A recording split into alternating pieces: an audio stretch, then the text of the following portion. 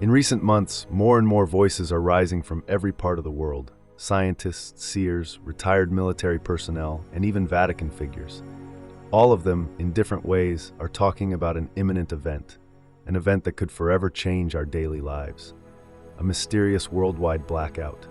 Not a simple electrical failure, not a temporary interruption, but total silence, a global darkness that will descend upon Earth and that no one will be able to avoid. Many think this is a conspiracy theory, exaggerated rumors, but behind the scenes, something concrete is moving. Increasingly fragile energy grids, anomalous solar storms recorded by NASA, geopolitical tensions ready to explode, and above all, prophecies. Ancient and modern prophecies that speak of a time when light will fail and humanity will be forced to confront itself, without technology, without noise, without distractions. From Medjugorje to Luz de Maria, from Fatima to Akita, the Virgin Mary has made countless appeals for conversion, warning that days of great darkness would come, in which only those with faith will find light. And now, more than ever, these words resonate like an echo across time. When everything goes dark, only blessed candles will shine. A mysterious phrase that returns in many messages, and that today appears frighteningly current. Governments talk about preparing for possible blackouts, but the prophecies speak of something much deeper. It's not just about an electrical crisis, but a sign, a divine sign, a call to conversion, a time of purification that will force us to look within ourselves and understand who we really are. This video doesn't aim to frighten, but to awaken. Because if it's true that a worldwide blackout could be closer than we imagine, it's also true that we can prepare ourselves, spiritually, morally, and materially. Tada, we will discover together why many believe that moment is now at our doorstep, what signs announce it, and what we must do to not be caught unprepared when the light goes out. In Medjugorje, the Virgin has never stopped warning humanity. You are living in times of grace, but also of great trial. For over 40 years, her messages have called for prayer, conversion, and spiritual preparation for what is yet to come. Many believe that among those mysterious 10 secrets guarded by the seers, there is also an event that will strike the entire world, a dramatic sign that will shake the earth. Some have spoken of a great darkness, of days when light will fail, and only those with faith burning bright will be able to endure. In this context, the idea of a worldwide blackout no longer appears as a simple technical hypothesis, but as the concrete reflection of a spiritual prophecy. In Medjugorje, Our Lady has repeatedly said that humanity is walking toward a time when technology can no longer save it, and that only those who have peace in their hearts will recognize the true light. Words that today sound like a warning. Perhaps the darkness that will come is not only physical, but also spiritual. A darkness of the soul that will envelop the world before the dawn of a new era of faith. More and more clues seem to be converging toward a single disturbing truth. The worldwide blackout is no longer a distant possibility, but an imminent event. Everything around us is indicating that the world is approaching a critical point. For months, cybersecurity experts and energy grid specialists have been denouncing the fragility of global electrical systems, increasingly vulnerable to cyber attacks and sabotage. International conflicts, tensions between powers, strategic infrastructure under pressure. Just one targeted strike is enough to trigger a domino effect capable of paralyzing entire continents. To this is added another factor that scientists are observing with growing concern: solar storms. The sun's activity, rapidly increasing, could generate electromagnetic pulses so powerful they could crash satellites, communications, and the planet's electrical grids. A similar event already occurred in 1859 during the so-called Carrington event, when the northern lights were visible as far as the tropics and telegraph systems caught fire. Today, with our total dependence on technology, the consequences would be devastating. But the prophecies tell us that this blackout will not just be a technical matter, it will be a sign, a call, a moment of silence imposed by heaven to make us reflect. In Medjugorje, the Virgin said that a time will come when God's voice will be heard in the silence of the world.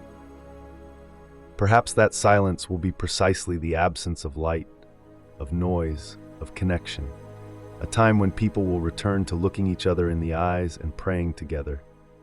Everything seems to indicate that we are approaching that moment. And when it happens, only those who are spiritually prepared will know how to face the darkness without fear.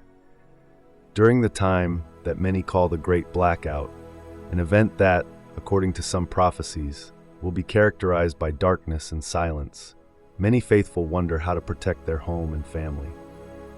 Catholic traditions and mystical revelations often speak of this moment as a great spiritual trial, in which the light of faith must shine in the hearts of believers. It is in this perspective that advice and protective gestures are passed down, to be performed not out of fear, but out of faith and trust in divine mercy. Everything that is placed on doors and windows during that time has profound meaning, because it becomes a sign of belonging to God and a testimony of hope in the darkness. One of the strongest symbols to place at doors is the Blessed Cross. The cross is the sign of Christ's victory over evil, and has always been considered a seal of protection for believers. Placing a cross above every door, or even on main windows, is not a superstitious gesture, but an act of faith. Every time one looks at it or touches it, it reminds us that no darkness can prevail over those who remain united with Christ. Crosses can be made of wood, metal, or other materials, but the important thing is that they be blessed by a priest. It is good that they be placed with devotion, accompanying the gesture with a brief prayer as a sign of entrustment and protection for those who dwell in the house. Another highly recommended gesture is the use of holy water. Water in Christian tradition is a symbol of purification and new life. Sprinkling holy water on door frames and windows is like asking that God's grace surround every entrance and protect every space. One can recite a brief invocation while performing this gesture, for example saying, "In the name of the Father, the Son, and the Holy Spirit, Jesus, protect this house from darkness and evil." It is a way to remember that no opposing force can enter where Christ is invoked and welcomed with faith. Many people make it a practice to do this every day of the blackout, as a renewed blessing of the house and a sign of trust in God's power. Alongside crosses and holy water, one can also place sacred objects that have strong spiritual and symbolic value. Among these, the medal of Saint Benedict is one of the oldest and most powerful, known for its prayer against evil. It is good to attach it next to the main door or above windows, as invisible but effective protection. The miraculous medal, entrusted by the Virgin Mary to Saint Catherine Labouré, is also a sign of great protection and grace for those who wear it or display it with faith. Similarly, an image of the Sacred Heart of Jesus or the Immaculate Heart of Mary can be placed above doors as a testimony of love and spiritual refuge for the family. These are signs that continuously recall the divine presence in the house and that instill peace in those who look at them. Another traditional element of protection is blessed salt. For centuries, salt has been considered a symbol of purification, covenant, and wisdom. In religious contexts, it is also used to bless places and to repel negative influences. During the blackout period, many recommend placing small amounts of blessed salt in the corners of windows, near thresholds, or even in the corners of the house. It is a simple gesture but full of meaning, which recalls the power of God's blessing and the desire to keep the dwelling pure. A central role during the blackout will then be that of the blessed candle. According to various revelations, only blessed candles, preferably made of pure beeswax, will be able to remain lit during the days of darkness. This should not be understood as a material detail, but as a profound spiritual sign. The blessed candle represents the light of Christ that shines in the darkness and cannot be extinguished. When everything around is silence and darkness, that light will become a symbol of living faith, of hope, and of divine presence. Families are invited to keep one or more blessed candles and to light them with prayer and respect, not out of curiosity or fear, but to keep faith and trust in God alive. Together with these material signs, the heart of all protection remains prayer. Prayers recited with faith have a power that goes beyond any physical barrier. When doors are closed or windows are lowered, it is good to speak words of entrustment, such as, "Jesus, I trust in you.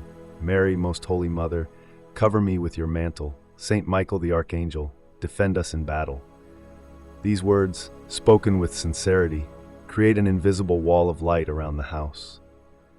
It is also important to invite the whole family to pray together, because common prayer has special power.